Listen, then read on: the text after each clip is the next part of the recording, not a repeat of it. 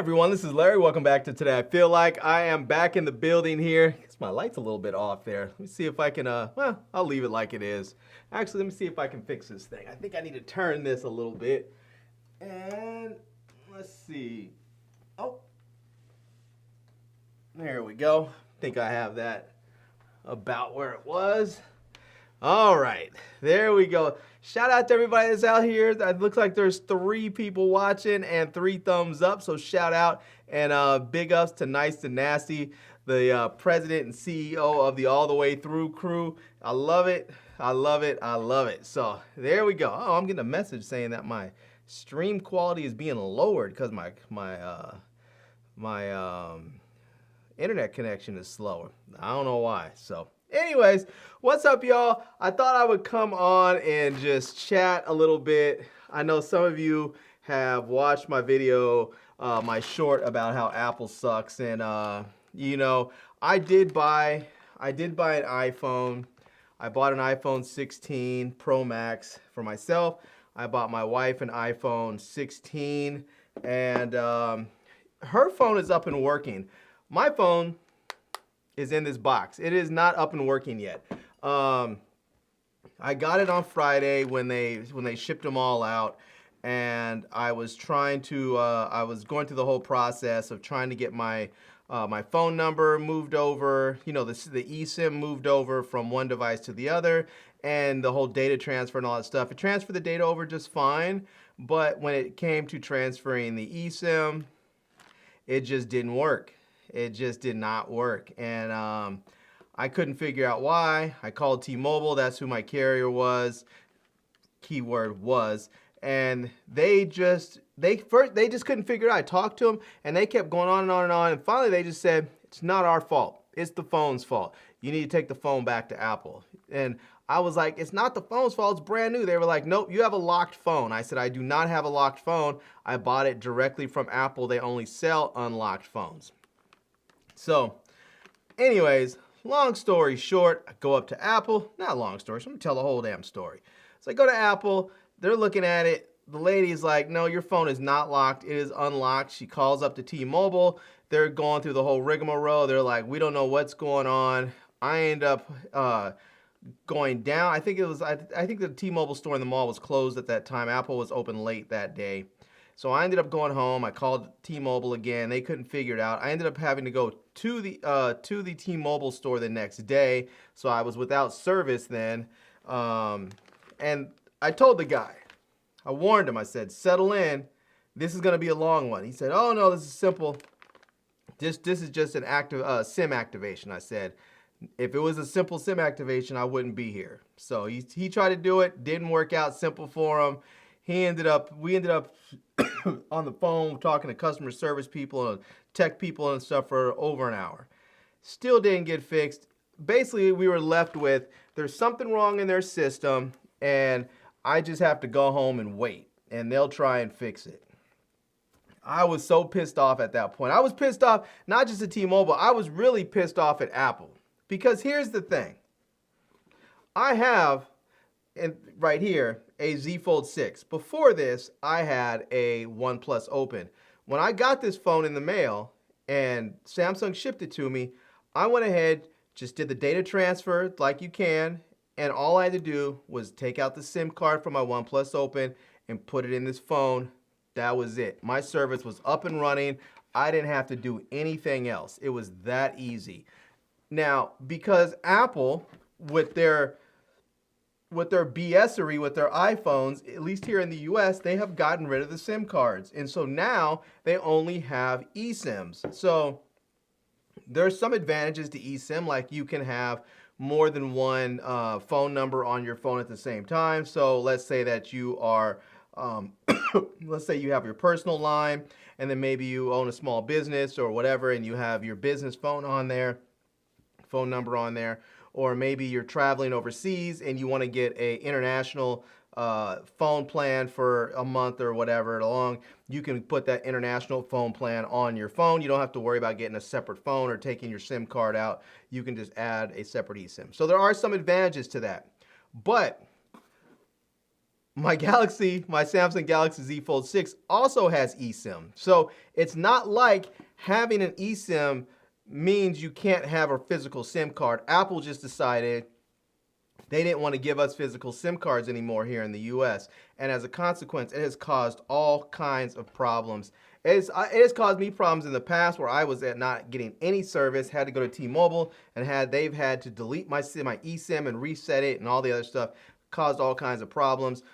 I've had other people tell me they've had problems setting up their eSIMs or it's delayed. It's not as easy if you're switching phones, which is one of the reasons why I think they did it. It's not as easy as just taking out a physical chip and putting it in a new phone. Now you have to actually transfer the SIM, and if it doesn't go smoothly, you have to contact your carrier. It's just not as easy as just saying, I want to roll with, I have an iPhone, but you know what, I think I want to try a Pixel Fold for a month. It's not as easy as just popping one SIM card into the other. You have to do this whole transfer thing. Causes all kinds of issues. So, that right there, I was really ticked off. I didn't like it when they came out with that. I would liked it even less now that I was having problems with it, and T-Mobile just, I did not like the way they treated me. Seemed like they were blaming Apple and everyone else. And so finally, when my service was back on my phone, the first thing I did pretty much was go online and port it out to Verizon and went to Verizon. And there, I had another saga because there was some promotion that was supposed to happen, and the rep on the phone gave me the wrong information, I guess, and so I clicked what he told me to click, instead of something else, and so the promotion didn't get attached to my account, and I had to go back and forth with them and go to a store, which the lady wasn't any help there, and I probably have spent over the weekend about 10-12 hours on the phone or in stores talking to people. It's been a horrific nightmare, and a lot of this would have simply have been solved, or not even a problem, if Apple just would have allowed us to have a physical SIM card. I wouldn't have had any of these issues. For instance, the whole thing with Verizon and all of that, I could have simply just walked into a store and said, hey, I want this plan, give me a SIM card, and they would have said, great, sign me up, pop the SIM card in my phone, and I would have been off and running. But instead, because everything has to be online and everything has to be, digital with Apple, with the eSIM, everything got screwed up. So anyways, there's that. All right, let's go ahead. I'll talk some more about the Apple crap in a minute, but let's go ahead and open up this package. I have no idea what this is. This came a few days ago, and I can't quite figure out. Normally I'm pretty good at figuring out what stuff is, but this one has all kinds of weird, varying shapes and sizes inside, so I have no idea what it actually is. But I figured it'll be nice to get a little bit of a surprise. Oh, okay. Look at that. I do remember they said they were going to send this to me. And let me see if actually, before I open this up, I don't know if there is a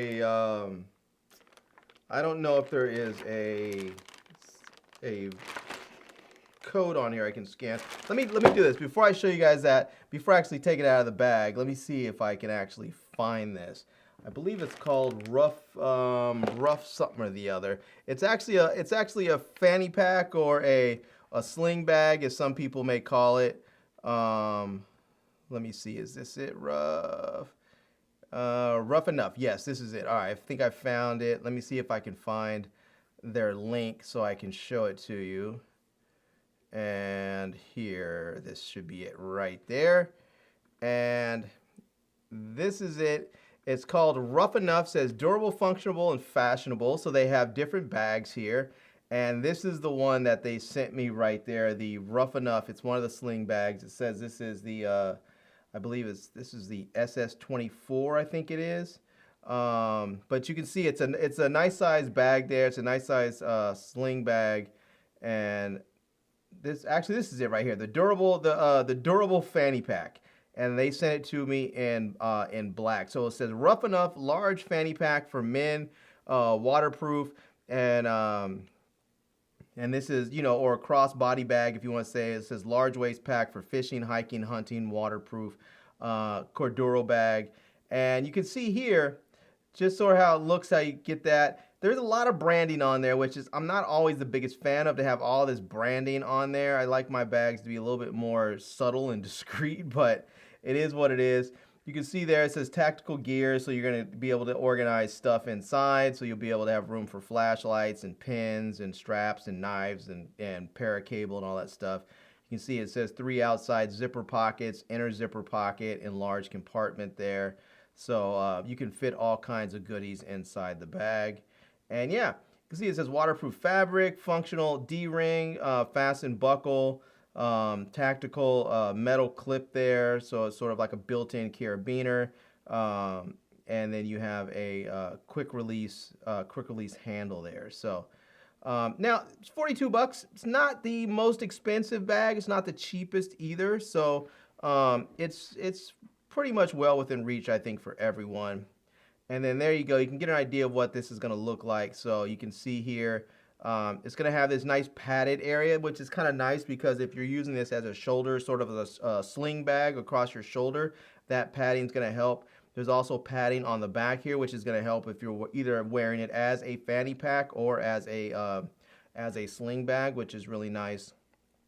And then you'll see there, you have all these zipped up pockets. You have this, you have the pockets right up on the sides there, that one in the middle, the one up top for the main compartment. There's lots of zippers. So if you're wearing a bag like this, you don't have to worry about your stuff falling out of it and you're losing it. So that's always really nice to see.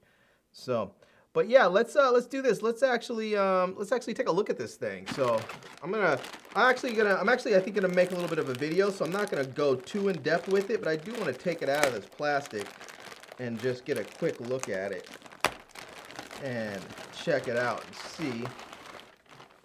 Yeah, look at that. I like that. I like the size of it. Some of the sling bags or crossbody bags are a little bit small. I like this.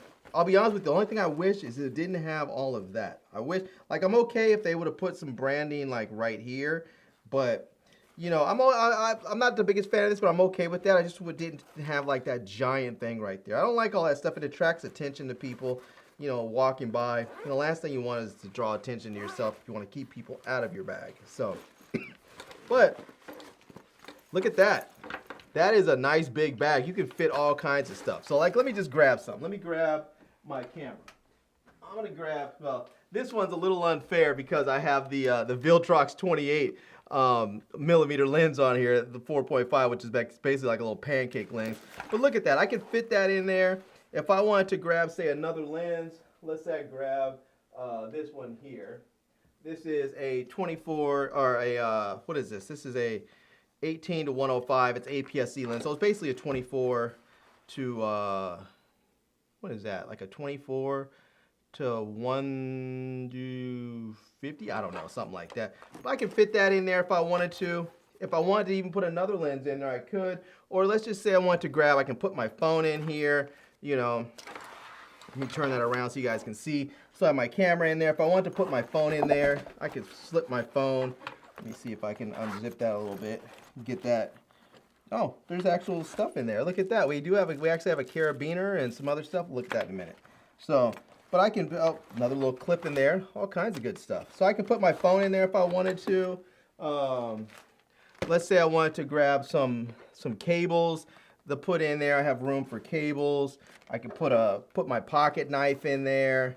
I mean, I could fit a ton of stuff in this bag and still have a lot of room left. I mean, this is a really good sized bag.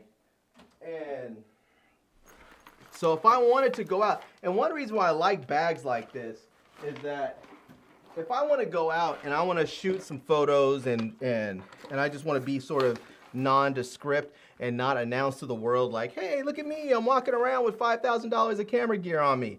It's nice to be able to have something like this that just looks like a regular everyday bag, not like a camera bag, but there's enough padding in here and enough space that it's very easy for me to be able to like grab stuff and put stuff in here. So yeah, it looks like they gave us some stickers in there. There's also, again, a carabiner with a little screw tightening thing down, so you can actually screw this down to lock it in, a screw lock. So there's that. there is, excuse me, this is a, I think this is just all the paperwork that's inside there. So we have that. We have another sticker that says rough enough, and on the back it has their social media stuff in there so that you can follow them. And then it looks like another little, this looks actually almost like a keychain. Actually, I think it's a keychain, and on this end it has like a little clip here. So nice. So there's that.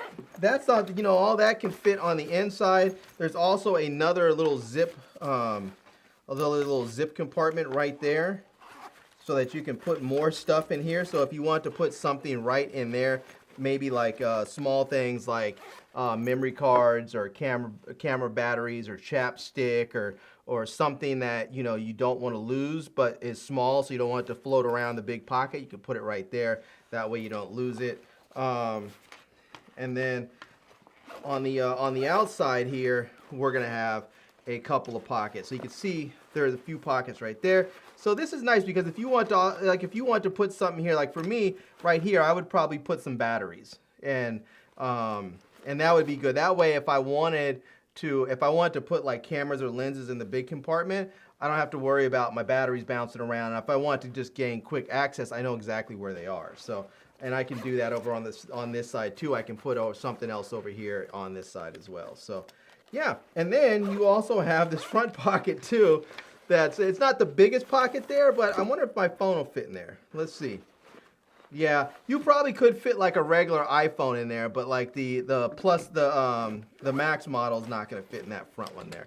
And then again on the back side, this is all. There's a little bit of padding on the sides. There's a fair amount of padding on the back part, and I think it looks like a nice fanny pack.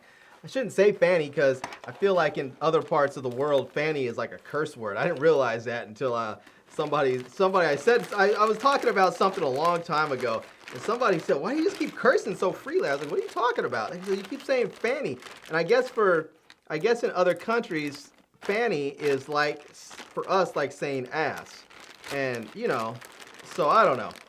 But that's that. I'm gonna set this off to the side because I'm actually going to pull that out, I think, and make a proper video on it and see what it can do. But if you guys are interested in that, you can check it out here. That is the Rough Enough Tactical Fanny Pack for Men, crossbody bag, large waist pack for fishing, hiking, hunting, waterproof, and that's in Cordura Black, and it's $42. Now, they do have some other cool products there, so if you want a backpack or some other sort of like just shoulder bag or want some different colors, they do have all kinds of other good stuff that you can get. I almost got this one. I almost asked them for the green one because I do like that, but I already have a green crossbody bag that I use sometimes, so I was looking for something a little bit different. So yeah. All right. Let's go back. So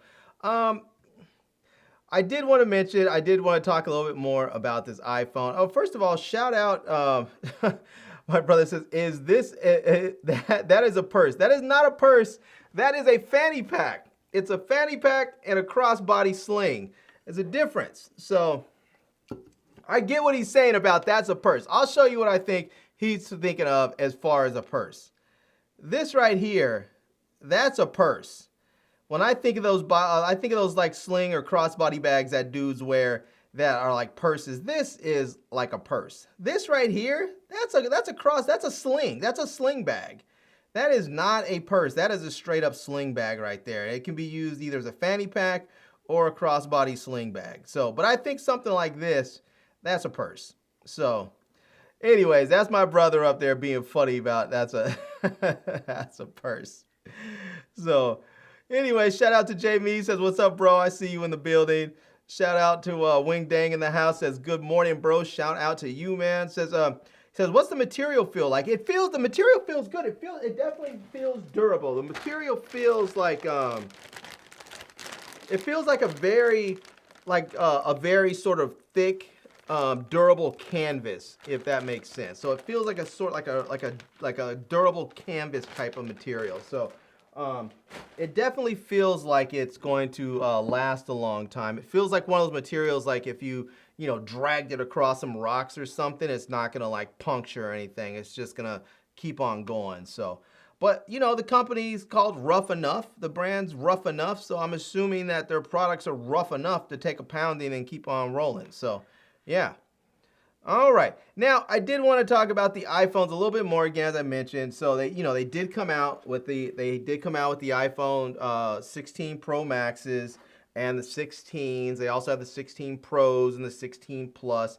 I got the Pro Max for myself. My wife has the 16, the regular 16, and her phone, as stuff always seems to work out for her phone worked just fine. I mean, I went to go set her phone up. It just worked and connected. Everything was fine without any real problems for her. So that was nice, and I'm glad that worked out for her. For me, I still don't have my phone set up. I think I might try it tonight. I don't know. I'm trying. It's a little late. It's like 2 a.m. here, so I think I'll probably try it again in the morning. I was still today working, trying to get the whole service issue set up, situated. So, yeah, I don't know. We'll see. So, let's see. My brother says, got anything for Passport Bros? Yeah, that bag right there is perfect for Passport Bros, man. I'm telling you. Let me tell you why. I'll tell you. The reason why that sling bag is perfect for Passport Bros is because if you're traveling, oftentimes, and now this depends on how you travel. I travel budget style. I catch cheap flights, as cheap as I can get them. Oftentimes that means that there's baggage restrictions on what you can take and carry on and check and all that stuff. So, oftentimes, airlines will allow you to wear stuff. So like if you have like a backpack, they consider a backpack as a personal item. If it's too big, if it's a big backpack, they consider it a carry-on.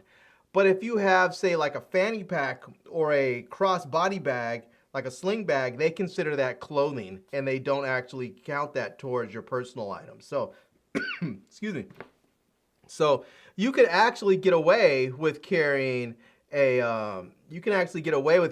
smaller backpack, a fanny pack, and then if you had like a roller bag that's your carry-on, you could actually take 3 bags on a plane. So if you're a Passport Bro and you're traveling somewhere and you're trying to keep your costs down by not having to pay for baggage fees and all that stuff, having a cross-body bag like that, a sling bag, could really help out, because if you put it on there like a sling bag and somebody says something, you can just wear it like a fanny pack. So, yeah. Let me see. Windang says, will you be getting the iPhone SE4 when it comes out? Absolutely not. I will not. Now, if Apple sends me one, which they have never sent me a device before, I'll review it, but I am done buying iPhones for the foreseeable future. My experience with Apple has been so horrible and horrific with this particular iPhone that I will not be buying any more iPhones anytime soon. Last year I didn't get the 15. I was like, no, I'm gonna wait for the 4. I had the 14 Pro Max. I was like, I didn't see a lot of difference between the two except for USB-C, which was something I really wanted, but I just didn't see a lot worthy of upgrading to. So I was like, all right, I'm gonna wait for the 16, and that's what I'm gonna get. And I was sort of hoping for more, but I wasn't expecting more, because I know how Apple is. They do everything so incrementally now. They don't have any big leaps forward. They're not really innovating. They're just sort of, stagnant, and with these little tiny steps forward. When you look back over time, maybe they feel like bigger improvements, but it happens over such a long course of time that it just doesn't feel like much. And you look at other companies that are really innovating. I mean, you look at Samsung. I mean, they have foldable phones. You have other people like OnePlus and Huawei and some of these other phones that have foldable phones. Somebody now has I think it's Huawei, has like a trifold phone. And I mean, it's Apple I feel has just gotten really lazy, and they're not really trying hard. And part of the problem is that every year they come out and people just buy them up, and they're just like, they don't really have to try because people buy them anyways. But I think that's changing, because in the past, Apple has always done this. They've always done this whole false scarcity thing where they make it seem like, oh, if you don't buy your phone on like, if you don't go on right when pre-orders open up, you're gonna have to wait like a month or two to get your device. And that's been that way for a long time. It used to be in the early days, people would line up. I did it too. People would wake up in the morning and go out there and line up to be the first ones in line so they can be guaranteed to get a phone. I did that because I was reviewing devices. I wanted to make sure I had my phones so I can be one of the first ones to get my videos out.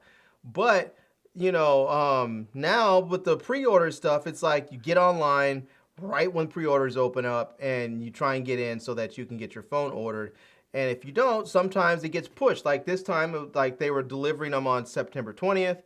And if you waited, you know, in the past, if you had waited or didn't get in right away, you may have to wait until October 20th or November to get the device you want. But now you can get pretty much any device.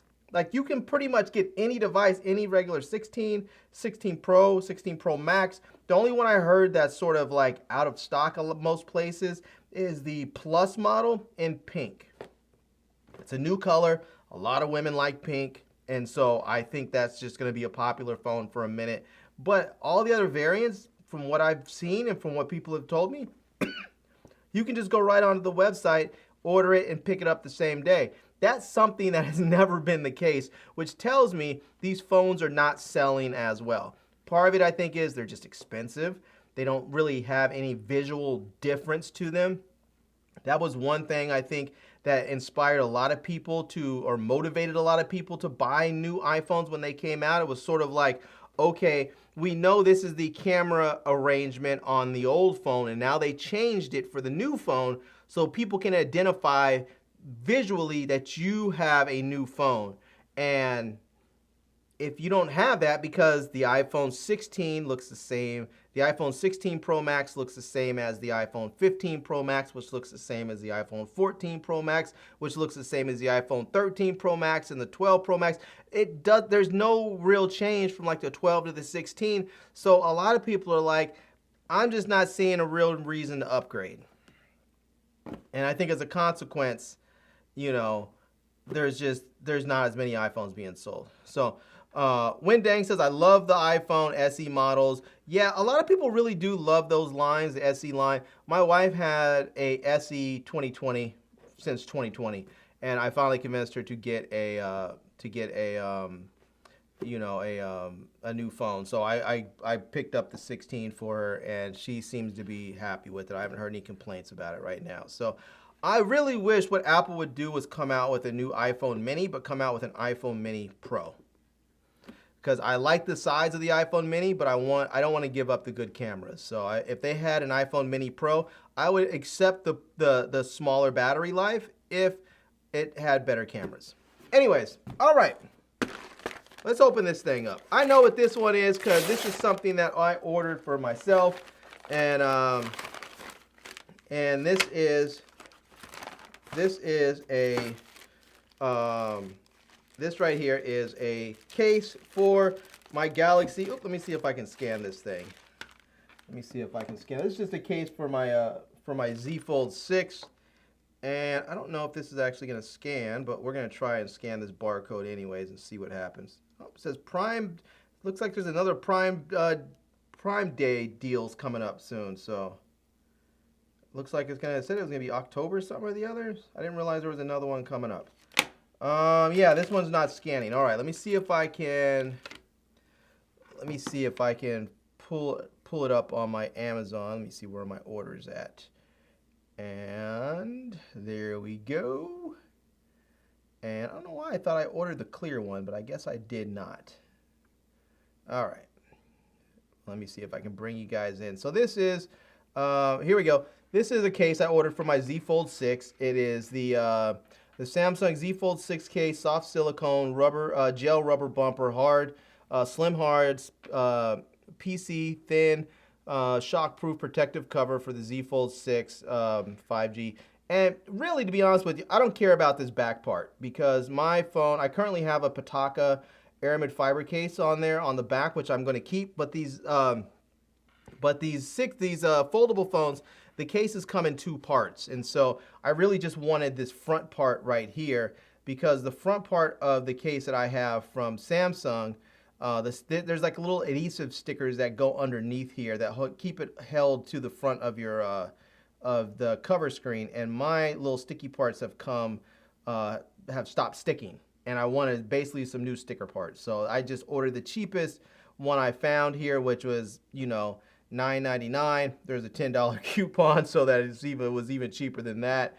It was like $8 or you know, $8.99 or something like that. So I just wanted this front part so I can stick on to the cover screen to protect it, and then I'll use the Pitaka aramid fiber case on the back. So yeah, nothing overly exciting about this one here.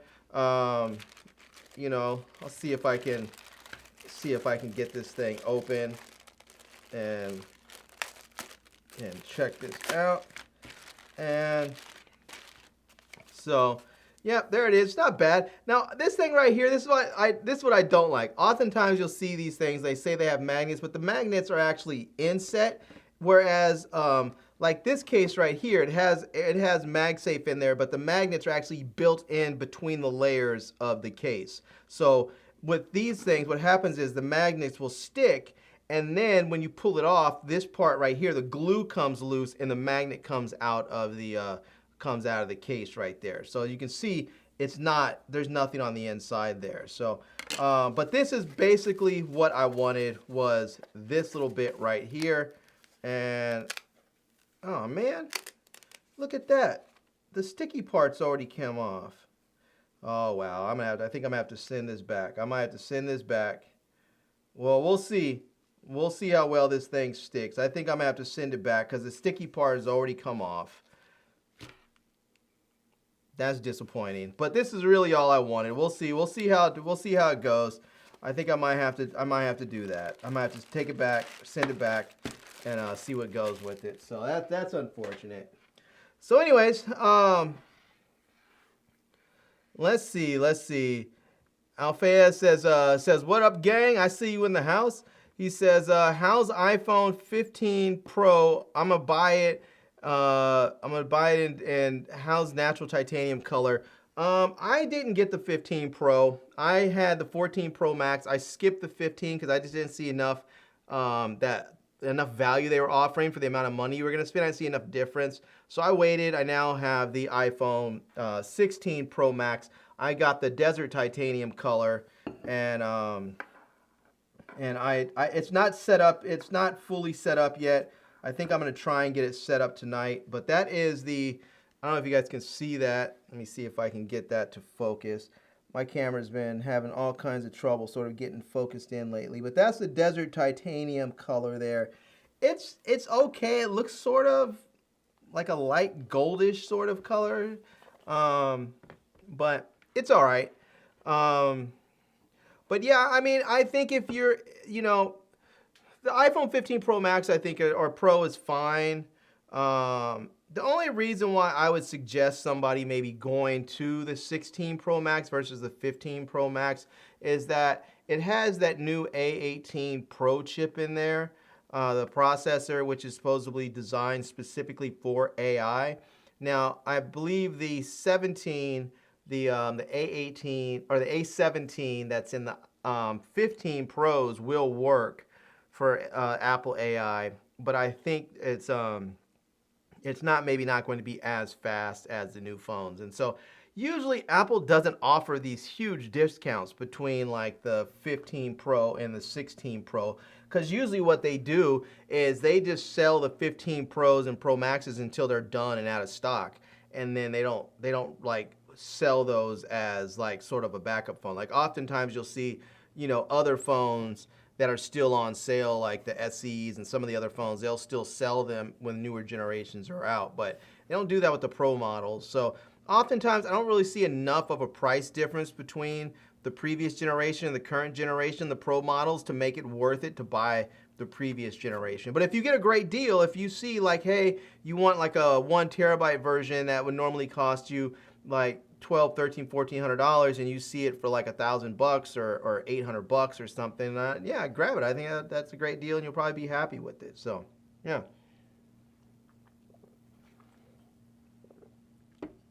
All right. Shout out to David Brown in the building. It says, what's up, Larry? Shout out to you, David Brown. I see you in the house. All right. Let's get this thing open. I have no idea what this is, but let's open it up. It's good to see some new names in the comment section there. Maybe it's because I'm up late, you know. Maybe all my regulars except for Nice to Nasty in the house. Nice to Nasty is my road dog, man. She comes through, she watches everything, she says hi to everyone. She's good peoples. She's good people. She really is. And it's funny because I know I've had some people comment in the past, like when I do my Wine and Winners giveaway shows. If you guys are new to the channel, make sure you subscribe because I usually do these Wine and Winner giveaway shows where I give away products. And like, let me see if I can show you. So I usually have a ton of products around. So like there's some stuff down there. There's headphones and power banks and all kinds of stuff. And I have some boxes. Like if you look over here, there's some of these boxes filled with products and some other ones over there and products over there. Stuff that I do give away on the channel. So if you haven't subscribed yet, make sure you subscribe so that you can get notified the next time that I do a giveaway show. But sometimes people get upset, but like when I do my giveaway shows, they're like, "Oh, Nice and Nasty wins all the time," and blah blah blah. But she comes to it. Excuse me. She comes through to all the videos, so she knows when stuff is happening. She leaves comments all the time. So usually I'm just kind of like, she looks out for me, I'm looking out for her. She's good people. All right. See what this is? I have no idea what this is. It says the Putin. Oh, I do know what this is. All right. Yeah, all right. I'm actually kind of cool to, I'm actually looking forward to actually open this up and show it to you guys. This one should be pretty cool. Let me see if I can, let me see. Where's my Amazon app? Let me see if I can scan this right quick and I'll show you guys. And then I will get it out of the box. Or maybe I should get it out of the box first. There we go. I think this, I'm not sure which one it is. I'm not sure which one it is. Let's see. Well, you know what? Let's do this because I'm not sure. It came up on here. It came up on here, but I'm not sure which one it is. So I'm just going to open it up here first. Sometimes I like to go to the website and show you guys all the details and then open it up. But I think I'll just open this first and then that way I can see which model it is. This is the Putin. And look at that. Look at that right there first. If you guys see, we have a warranty card first. So we have that. Then we have the Putin book. And this is the Chef Messer N1. The Chef Messer N1. And we have our silica gel, because we always have to have silica gel. And then look at that. Oh no, that's not, I don't think this is a Chef Messer, because this looks like a different shaped blade. So let's look at that, but there we go. That is it. That is the knife right there. This thing is, I imagine, extremely sharp. And let's see, let's take that out there. And let's see if we can get that off. I don't want to mess with this too much. So let's just see if I can cut through something. Let's see. Yeah, that is sharp. That is definitely sharp. All right. Let's see if we can put this. I don't know which. I think, was this on this side? What side was this on? Let's see. I think it must have been on this side here. I'm going to be careful with this because I'm not trying to cut myself. I think it might have been, yeah, I don't know how that was. I'm going to leave it be, and I'm going to put this back in there.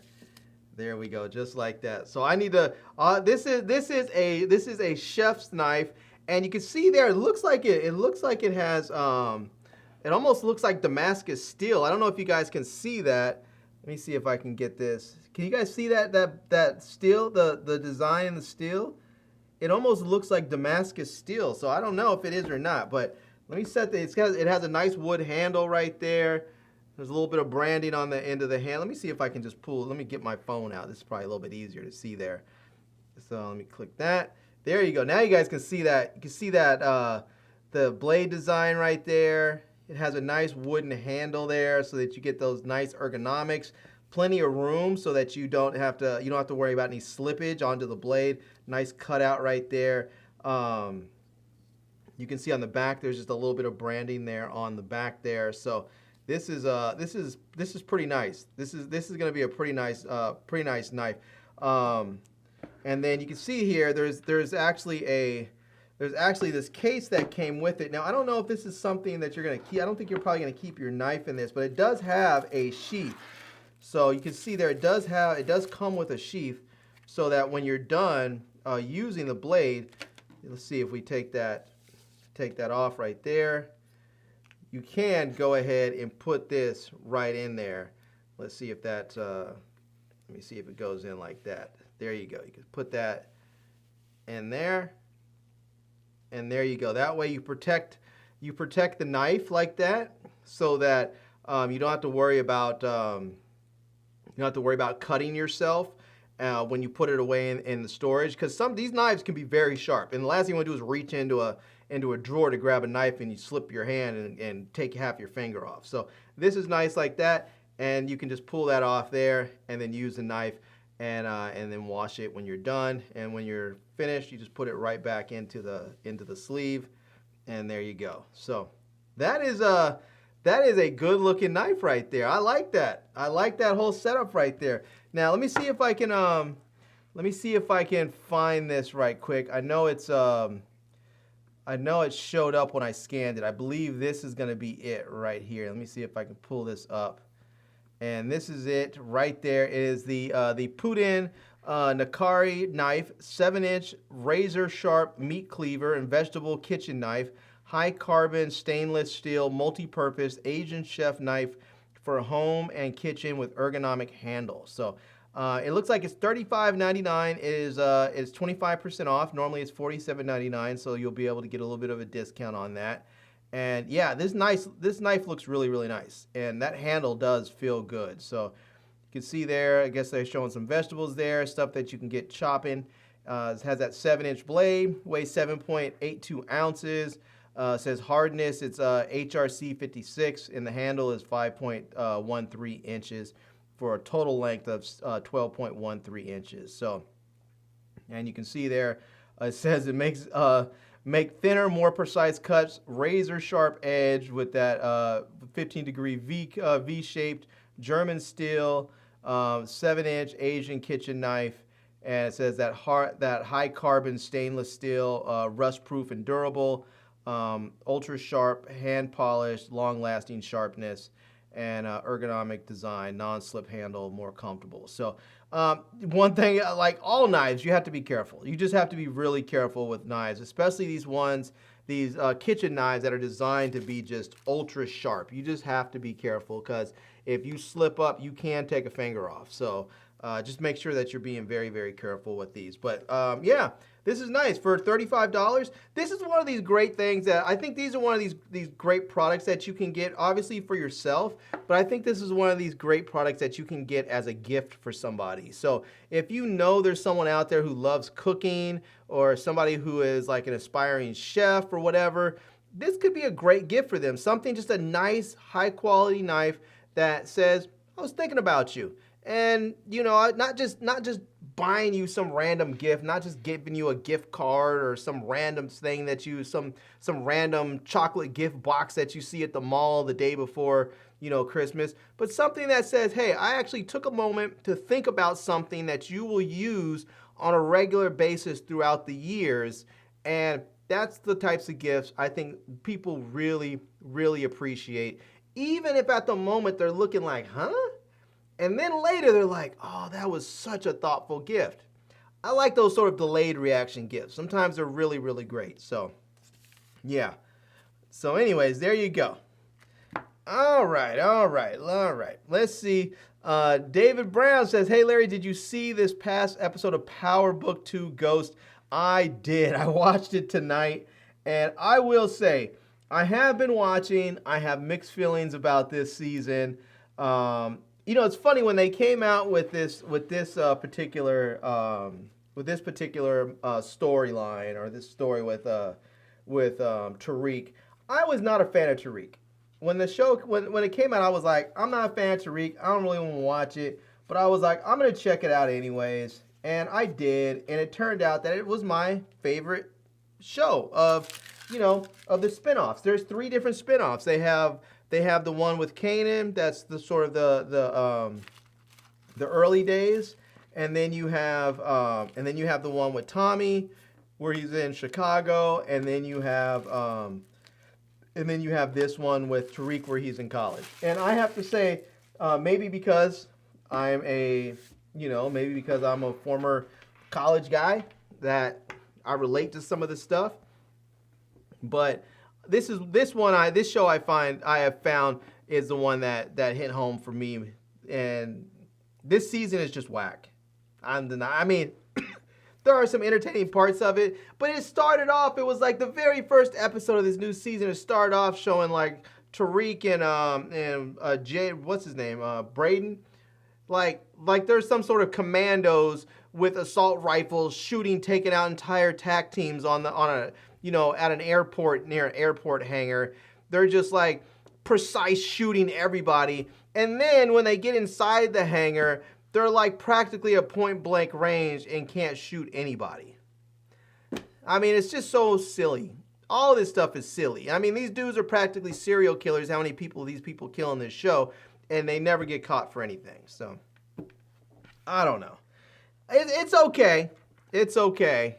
And I'll continue to watch it, but they are really asking us to suspend our disbelief so that we can enjoy it. So, all right, Alpha says subscribed. Booyaka, love it. I love it. Thank you much, man. Appreciate it.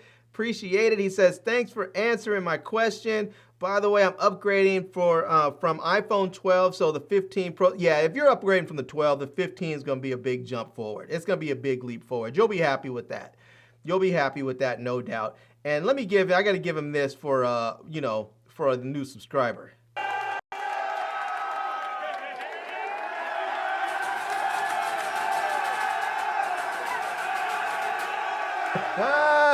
Welcome to the party. I'm loving it. I'm loving it. All right.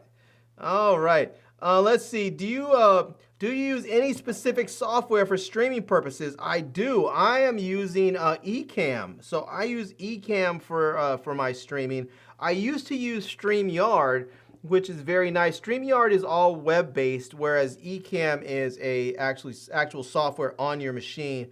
But I actually found there were a couple of reasons. One, StreamYard, unless you get StreamYard like on Black Friday or something, it can be a little bit expensive. But all these services are, the good streaming services, all of them are sort of expensive. Like Ecamm, I think, costs $300 something bucks a year. It's not cheap. But it does allow you to stream in 4K. And that's something that you can't really do with StreamYard. Also, with StreamYard, it was, and maybe they've changed it, updated it, but it was more difficult if I wanted to do a multicam stream. If I wanted to have multiple cameras. Now, with Ecamm, it's super easy. I can stream in 4K. I can use my iPhone. It connects automatically. So as soon as I start my stream, it shows on here that there is an iPhone, tab.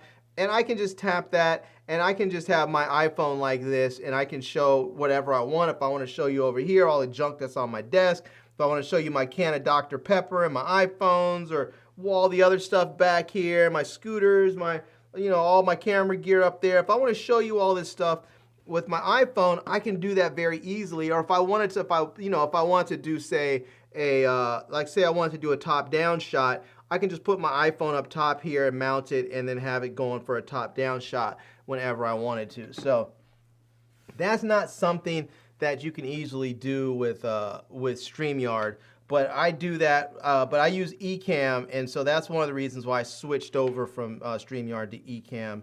And let me see if I can pull that up here for you. So, and again, it's not cheap. So I only did it when I started to get more serious about streaming, and during the pandemic when I was streaming a lot, I was like, this is the one I'm going to go with. But you can see here, they have some really nice stuff. But when you click on pricing, you can see there, you know, for the, they do have a free 14-day trial, and the standard is $16 a month. And then they have the Pro, which is $32 a month, which is billed in one payment. So you can see it's $384 for the year. It's not cheap. And then the standard is $192 for the year. You can see it says you get no eCam watermarks. You can multi-stream up to 10 destinations and all that. You get a whole bunch of stuff. But I think the problem with this one is that you can't. I think you can only go to 1080p. I don't think you can actually go. I don't think you can actually go up to 4K. Whereas you can see here on the Pro model, you get 4K streaming. So, and then you also get the virtual mic and webcam. So that's what the whole thing is, I believe, with the iPhone. So, and then the other one that I was using was what did I say? It was StreamYard. And StreamYard is nice. It you know, it works. Let me see if I can pull up their homepage. Let's see, referrals. No, that's not what I want. I want to, let's see, copy. See if I can get this page opened up. Nope, I think I'm gonna have to log out. Yeah, that's probably what I have to do. I probably have to log out of my, oh, you know what? Let me see if I can do this. See if I go to Safari. I don't think I'm logged in there. StreamYard. Click that. There we go. And let's see if this works. There we go. All right, so here's StreamYard. And you can see you can start for free. They do have free trials and stuff on there. And if you, let's see, what's product. So let's see, where's their pricing at? And multi-stream recording, yada, yada, yada. Let's see. Yeah, they used to put the pricing right up front. Now it's like they're trying to hide it from you. Maybe it's because they've gone up on their pricing or something. I don't know. Says get started is free. Let me go ahead and click this and just see if they. Yeah, see, I don't want to do all that. I just want to see what the prices are on this. I don't like it when services or businesses or anything hide their prices. To me, that just says that they don't think their stuff is worth it, and that's why they're hiding it. They want to try and convince you that you need something before they show you the price, because they know the prices are ridiculously high and higher than what they should be. But I don't see anything on here. I don't see anything on here for pricing. So I'll have to see if I can find something. If you're interested, hit me up on a DM or something on Instagram, and I'll see if I can find some pricing for you on here, because I'm not sure why it's not showing up. There's usually a page up here that tells you how much stuff is, and I'm not seeing anything on here as far as the pricing. But yeah, so let's see, get started, and then the whole sign-in thing. I don't want to do the sign-in thing. So anyways, yeah, I don't know how much that is. I'll have to figure that out. But StreamYard is nice because it's easy to use. It works really well for the most part. It's web-based, so you know, it's very easy to use even if you're not on your computer. Let's say you were, you know, doing a live stream from a park, or maybe you were out covering a football game and you want to live stream from there. You could do that. And it's very easy to bring in other people. So you can invite guests, and you can do all that stuff with eCam too. It's just, I think it's a little bit easier to do things like invite guests and all that stuff on StreamYard. And it's a very nice platform. It is nice. The biggest problem for me is that you were only able to stream up to 1080p, and I believe their pricing was about the same or a little bit more expensive than eCam. And I was like, if I'm going to pay the same price, then I want higher quality. And so eCam gives it to me. And because I don't really stream like, you know, I don't really stream if I'm like out in the world somewhere. The only time I may live stream is if I'm like traveling for CES or something, and maybe I do a live stream from my hotel or something after. But that's a rarity. That's a rarity. So, all right. All right. Excuse me. All right. Let me get this. Let's see. Let's get this last one. Just something says awesome live stream. Gotta go, bro. All right. I'll see you. Thanks for coming through, Wenday. I got you, man. Thanks for coming through. It's always good to see people come through, especially when I'm doing these late night joints. So let's see what this last one is. I have no idea what this one is. This one I just actually went and picked up today. And oh, look at that. Look at that. OnePlus sent me the OnePlus Buds Pro 3. Look at that. Man, that is actually, let me just show you. Let me pull up my camera since I know that one's not going to focus right on me. These are the OnePlus Buds Pro 3 from OnePlus. As you guys know, I am a OnePlus fan. I have the OnePlus 12, the 12R, and the Open. Love those phones. They are fantastic. You can see there it says OnePlus. It looks like it looks like DYN audio, so Dyna Audio maybe. You can see there it says this is product is going to be Midnight Opus, and it's going to have the OnePlus Buds 3 inside. Not much else on the back here, so yeah, not much there. So I'm actually gonna open these later because I'm gonna do a proper unboxing of these. But let me see if I can actually find. Let me see if I can find their website. I mean, I can definitely find their. Let me see if they're available. The OnePlus Buds 3, yeah, OnePlus Buds 3, and here they go. Wait, are these them? Oh yeah, look at that. These are pretty cheap. Maybe they have a Pro model. Oh no, these are the OnePlus Buds 3. I want to get the OnePlus Buds Pro 3. No, these are the ones that I want. There we go. The OnePlus Buds Pro 3. We can see. Oh, hold on a second. Let me back up. Let me get you guys in here so you can see these. And these are them right here. You can see it says the OnePlus Buds Pro 3 wireless earbuds, dual drivers, in-ear buds, dual DAC, Dyna Audio or DYN Audio. I imagine it's like dynamic audio, EQs, up to 50 decibels adaptive noise cancellation. Woo. Says up to 43 hours of battery, and this particular one, it looks like it's in Lunar Radiance. That's the color. They sent me the Midnight Opus. That's the one that I have, and it looks like there's a little bit of like texture, maybe like some vegan leather or something on the front of the case. That's kind of cool. So, and that's what the buds are going to look like. So a lot of people like these stem styles, the ones that are sort of like the AirPods, and just about everybody has a pair of earbuds now that are inspired by the sort of AirPod design language. And you can see there you have the left and the right with the silicone tips, it looks like, on there.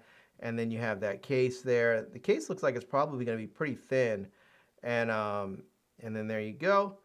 That's what it's going to look like when it's closed. Kind of nice looking. I like that. You can see there it says precision engineered, dual drivers, 11mm woofer, 6mm tweeter, twin tailored DAC, independently tuned for each driver, high resolution audio, LHDC 5.0, 1 megabit bit rate, 24-bit and 92 kilohertz. It says dial up the silence to 11 with real-time adaptive noise canceling, 2 times better voice canceling, and up to 50 decibels of noise canceling. That's going to be really nice, especially if you're like on a plane or something where it's really loud.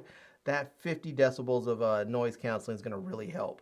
You get 43 hours of battery life. That's going to be with the case. So it's not going to be on a single charge, but that's going to be with the case. Spatial audio with head tracking. So that means as you move your head around from left to right, side to side, up and down, it's going to move, the sound is going to move with you. You have Google Fast Pairing. This is really nice. I like this. The Google Fast Pairing, that means that, now this is obviously going to work well with the OnePlus phone, but this means you don't have to just use these with a OnePlus phone. If you have some other sort of Android device, which is what Google Fast, with the Google Fast Pair, you're going to be able to take advantage where you'll open it up, you'll get the device name up there, and you'll be able to just hit connect and get these things going right away. So yeah, I'm looking forward to these. They're $159, so they're not the most expensive earbuds. And in fact, and you consider the feature set on here, these are probably about half the price of like AirPods, because I think AirPods are around $300, and these look like they have a similar, if not better, feature set than the AirPods Pro. So very nice. I like that. I like that. All right, OnePlus, I see you in the house. I see you. I really like the look of that case. That case is slick looking. I like that a lot. So, all right. Well, that's it. I'm gonna check these out. I'm gonna set these off to the side. I'm not gonna open these up on camera because I'm gonna open those. I'm gonna open those on camera. I'm not gonna open them here because I'm gonna do a proper unboxing and check them out. And I'm gonna see how that Fast Connect works when I use them with various phones. I'll try it with my Samsung phone. I'll try it with their OnePlus phone, which I know it's gonna work with their OnePlus phones. I've used their OnePlus earbuds before, and that it works fine with their phones. But it's always, for me, a test to see, does it work with other Android devices? Because sometimes, this is the way I look at it. If I buy a pair of earbuds, excuse me, pay $159 for them, I want to keep them for a while. I want to use them for a while. And I want to use them for a number of years if they'll last that long. And so, like, I have a pair of AirPods Pro around here somewhere. I've been using those things for years. I have no intentions on updating them or upgrading them anytime soon. I'm sure the new ones are probably better in some way, shape, or form. I don't know, but the other ones work just fine. And so I look at the same way for earbuds that I actually plan on using. I want to be able to use them for a long time. So if somebody buys a pair of OnePlus Buds Pro 3, you may start off, maybe you buy them and you have a OnePlus phone when you get them. So you're like, all right, I have a OnePlus 12 or I have a OnePlus Open. I'll get the OnePlus Buds. But then maybe later you switch up. Maybe you buy in 2 years from now, maybe you get the S26 Ultra, or maybe you get the Samsung Galaxy Z Fold 9 or something a few years from now, and you want to be able to take your earbuds with you. You want to have the same functionality and the same feature set, but on your new phone. And so having that Google Fast Pairing and stuff should allow you to be able to do that. Now, if you have an iPhone and you get the OnePlus Buds, you should still be able to take advantage because they are still Bluetooth phones. You may not get that quick pairing, but you should still be able to go ahead and manually pair them up like you would any other pair of earbuds and use them just like you would with any pair of earbuds. So, yeah, there you go. All right, you guys, that's it. That is it. I am, let's see here. Alpha says it is 12:20 p.m. in India. It says you deserve much more, man. Keep up the great work. I'm definitely gonna tune whenever you go live. I hope so, man. It's it's good to see people from all over the world checking for me. I love it. I love it when I see you come through. And hopefully I stream at an hour that is reasonable for you. I try and mix it up. Before, like, there was a good period of time where I was trying to keep my streams at a particular time, and I decided, I'm going to mix things up. So sometimes I've been doing them late. Sometimes I do them early, just whenever the moment hits me. So I've just been sort of freewheeling it. So I kind of give everybody an opportunity to come and watch whenever they're on. So yeah, there you go. All right, you guys, that's it. I've opened up all my packages. I ranted a little bit about my Apple stuff. I'm going to make some videos about Apple and talk about some of the stuff I like and don't like, and my Apple saga with this new iPhone. And I have some cases that I need to review. I know Pitaka, who actually were nice enough to send me some cases for my Z Fold 6, sent me some cases for the Pro Max, and Binks, who's a great company, they sent me some cases for the Pro Max, and this other company called Arts Evo, they sent me some cases for the Pro Max. So I'm gonna open those up. I'm gonna do some videos and try some of those cases on my phone. And it's funny, I've been really debating whether or not I want to go naked with my phone. I pay for Apple Care. If I drop my phone, I break my phone, I can get a replacement. I do have to say that the phone does feel it does feel good in the hand. So it's not like it doesn't. It does feel really good in the hand for the most part. So I don't know. I'm not one that normally goes naked because I don't want to drop my phone. And I don't drop my phone often. I'm fairly careful with my phone. But there are times where I have been like getting out of the car and it slips out of my hand, or I have it sitting on my lap and I get out of the car and I'm like, ah. And luckily, I have a case on my phone. Not luckily, because I've intentionally put it on my phone, but luckily the phone did not break because the case did its job. So, the idea of going, and really what gets me when I think about going caseless, even if I like break my phone and I take it in to get it fixed, if they just replace the screen, oftentimes you end up with those little dings and grooves around the edge of the phone, and it never looks or feels the same. And those little things like that, those little like aesthetics, they bother me when they're not right. So I don't know, I'll probably throw a case on them. I mean, I have cases from 3 different companies, and after I post those videos, I'll probably get some more companies asking if they can send me cases. So I'll have plenty to choose from. So I'll probably just keep a case on my phone. Yeah. All right, you guys, good to go. Says, nice, says Larry, thanks for showing. Enjoy your week, everyone. Shout out to everyone. Thank you for coming through. I appreciate you. And I got to give you guys this one first off. I got to give you this one. I don't have friends. I got family.